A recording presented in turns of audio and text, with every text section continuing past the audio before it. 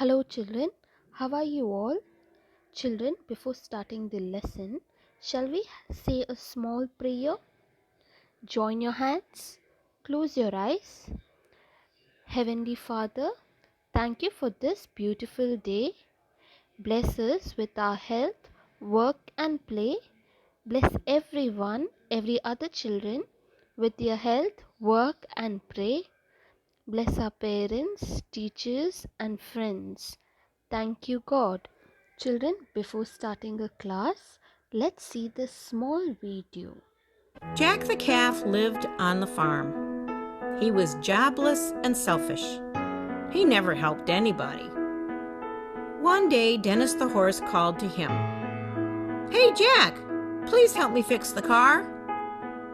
Jack didn't help and slept all day instead. Another day, Dory the cat asked for his help in catching the naughty mice, but Jack kept watching TV. Another day, Robin the donkey asked him to help him with the luggage. He only asked to keep it on his back. Jack acted like he couldn't listen and left. Next day, all the farm animals worked hard, but Jack kept playing in the water. As a result, Jack caught a fever the next day. His head was hurting and his body had high temperature. Dennis the horse saw him, that he was ill. He called everyone and asked how they can help Jack. Dorothy the hen fanned him with her wings. Robin the donkey called the doctor. Dr. Cat gave him the medicines. Other animals brought him milk and fruits to eat. Soon Jack got better and said sorry to all of them. Next Monday, Dory the cat said, "Jack, can you take my little brother to the well? He is ill." Jack quickly picked him up and ran to the well. On Tuesday, Dorothy the hen asked if he can take her eggs to the market. Jack carefully took all the eggs to the market. Now Jack has become helpful to everybody and they love him.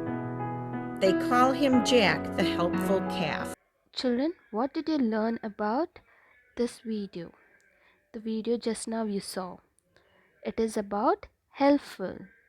So the calf in the end helped everyone of his neighborhood.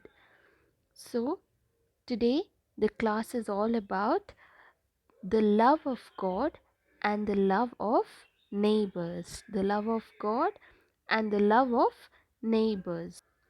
Children, Jesus has given us 10 commandments.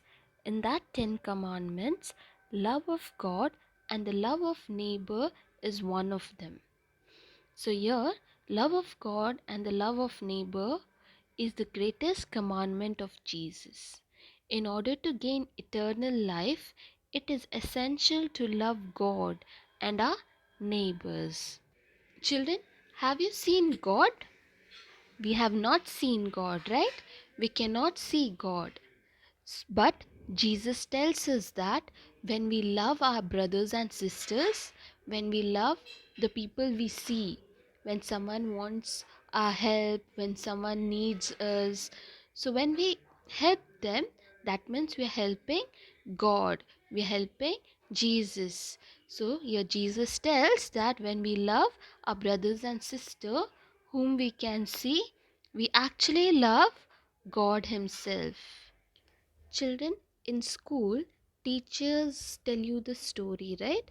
When you don't understand few things, teachers generally tell you a story. They make you understand by telling you stories. Similarly, when Jesus' followers didn't understood the God's words, so Jesus, what he did, he told them parables. Parables are stories itself, parables of a good Samaritan. So let's watch this video and understand about the Good Samaritan.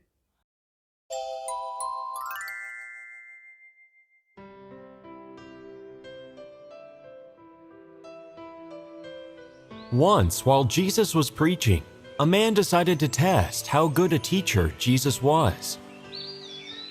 Jesus, I have a question for you. Can you tell me what it is I should do so that I can live eternally in heaven?" Jesus looked at him with a quiet smile for some time, and then replied, Do you read the Bible? "Of course I do. What kind of a question is that?" So if you read the Bible, can you tell me what the Bible says? The Bible says that I should love God with my heart and soul, and that I should love my neighbor as I love myself. Well then, there you have your answer. What I don't understand is who my neighbor is supposed to be, whom I should love as I love myself. Jesus was quiet for a few moments, and then replied, The answer to that question is not so simple. Let me explain it to you in a different way. And this is the story Jesus related to the man for the answer he was seeking.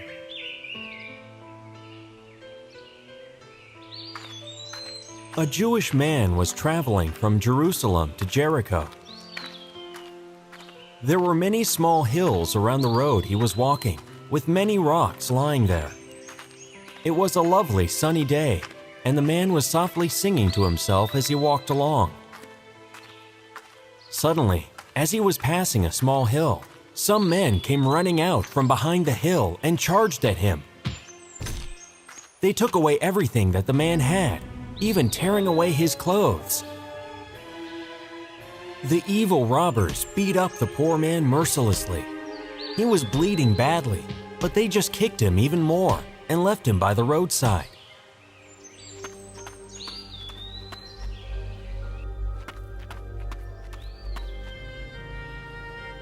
Soon after, a priest came walking down the road.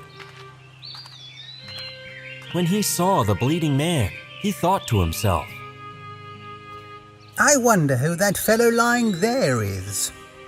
I don't know what has happened to him, but I am already very late. I do not have the time to stop and help him. I'm sure someone else will come and do something. He looks dead to me already, anyway.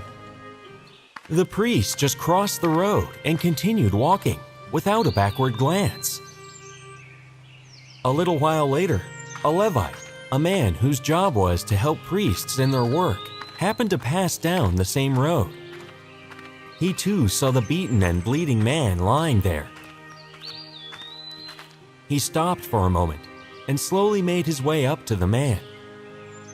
I cannot make out if this fellow is dead or alive. Even if he is alive, I doubt he will be alive for long, the way he is bleeding. I don't think I can help him in any way. I better be going along on my way. The Levite too left the injured man without even trying to help him and walked away hurriedly. After about an hour or two later, a Samaritan was walking down the same road with his donkey. As soon as he saw the man lying on the road, he ran up to him. Now the Jews were known to dislike the Samaritans and treat them very badly. However, this Samaritan did not even stop to think of all this. He just saw a bruised human being needing help very badly, and because of his compassionate nature, went forward to try and do what he could. "Oh, what has happened? Who has done this to you?" The man opened his eyes and tried to talk, but winced in pain when he tried to do it. "You poor man, I can see you are in a lot of pain. Don't try and talk now. Here, let me have a look at your wounds." They look quite bad. Don't you worry now. I will try my best to see that you are comfortable and get well soon. The Samaritan went to his donkey and came back with a bag containing some oils and wine. He then proceeded to apply them on the man's wounds so that they would heal. When the man saw what the Samaritan was doing, he made a feeble attempt to stop him. No, too expensive. Why are you looking at the cost of some oil and wine, my good fellow? At this moment, it is your injuries that matter, not money. Now just relax and let me apply these to your wounds. I'm sure they will give you some relief. The Good Samaritan very carefully applied the oil and wine to the injured man's wounds and put on some bandages also to prevent them from getting infected. Ah, now that that is done, let us get you to some inn where you can rest and recover. Very gently, the Samaritan helped the man up onto his donkey and started leading him to the inn. After walking for a few hours, they reached a small town where the Samaritan asked for directions to the nearest inn. There, we have arrived. Now just wait here for a few minutes while I talk to the man in charge about getting a room for you. No money. I have told you not to worry about that. I just want you to get well soon. The Samaritan went inside the inn and found the man who was in charge. My good man, I have outside a man who is badly injured. I would be grateful if you could give him a comfortable room where he can recover. Here, I am leaving with you some money for his room, as well as his food. Please take good care of him, and let him live here till he is recovered enough to go on his way. The inn owner assured him that the man would be taken care of.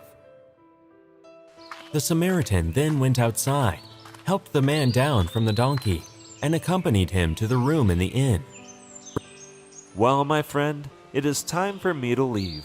I have taken care of everything. You just rest and get well. Don't know how to thank you. You don't have to thank me. I have just done what the good Lord would have wanted me to do. When the story ended, Jesus looked at the man who had questioned him. Now, can you tell me who you think would be your neighbor? The priest, the Levite, or the Samaritan? The Samaritan, of course. He was the only one who showed compassion to someone who badly needed help. You are right. The priest is the one who serves God, but he was indifferent to the plight of the man's pain. Yes, even the Levite who works in the house of the Lord did not help. It was only the Samaritan who came to the man's help, and he was helping a Jew, even though he knew that the Jews do not like Samaritans. Yes, Jesus, I understand now who we should consider our neighbors, who God wants us to love as we love ourselves. So, if you want to go to heaven and live there eternally, love the Lord with your whole being and love your neighbors too. Children, can you tell me who helped the man who was beaten by the robber?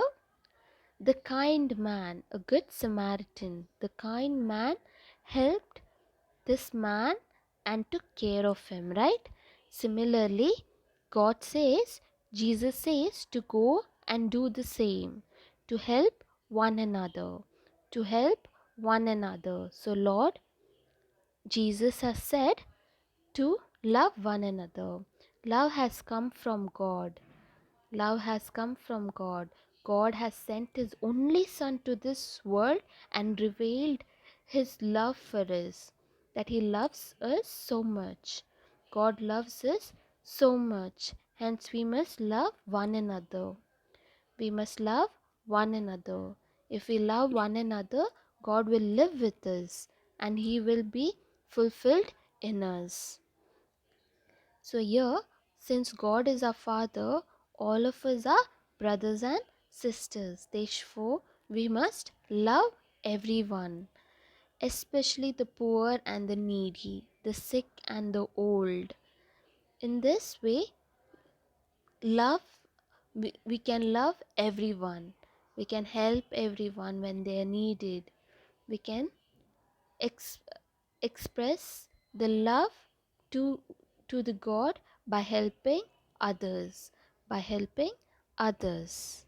Children, we are done with the love of God and the love of neighbor lesson.